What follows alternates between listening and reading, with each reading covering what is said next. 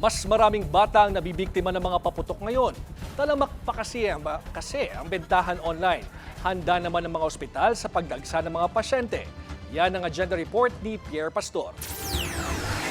Alas 6 pa lang ng umaga, meron ng 12 firecracker-related injuries sa East Avenue Medical Center.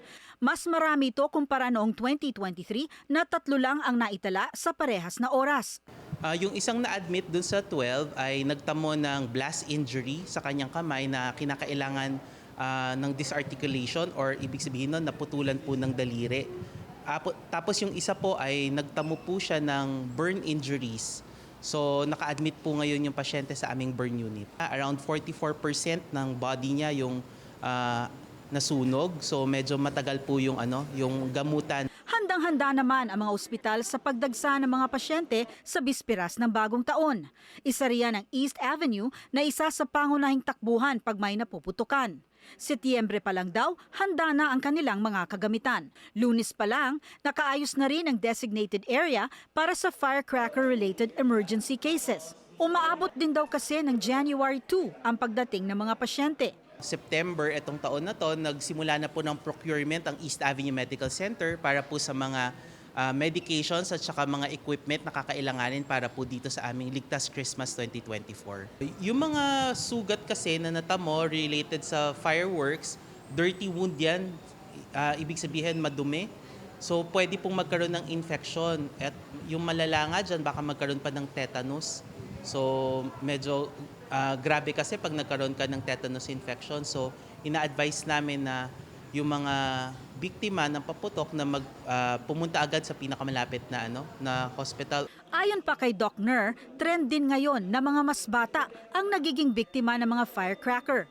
Madali na kasi silang nakabibili ng mga paputok na kadalasan ay nasa mga online market na. Maswerte kung mababaw na sugat lang ang mata mo, pero minsan ito ay nagdudulot ng matinding pinsala. Kapag mga daliri ang napuputukan, gagamitan ito ng bone cutters. May ilan na minamalas at kakailanganin ng amputation. Kapag kailangan ng pumutol ng limb, ito ang karaniwang ginagamit, bone saw. Pero sabi ng mga doktor, mas madali na daw gamitin ngayon itong giggly wire sa pagputol ng mga buto. Kayang-kaya nitong putulin ang mga buto natin maski sa ating binti at sa hita. First, we try to always save the limb. And then, initially upon arrival at our ER, we do copious irrigation with plain NSS. And we also apply tetanus toxoid and give antibiotics right away for the patient, so as to reduce the risks for infection for the patient. And then we assess, we check with the gross photos of the patient. We check kung ano po yung mga injuries ng patient, and then we check kung kaya po ba ng debridement or if we have to resort to pinning or ipagdudugtong po yung buto using pins.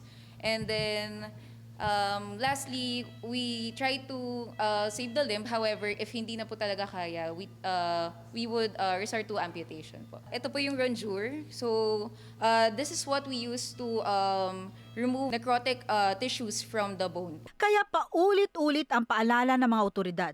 Kung maaari, huwag nang gumamit ng mga paputok. Para sa agenda, Pierre Pastor, Billionaire News Channel.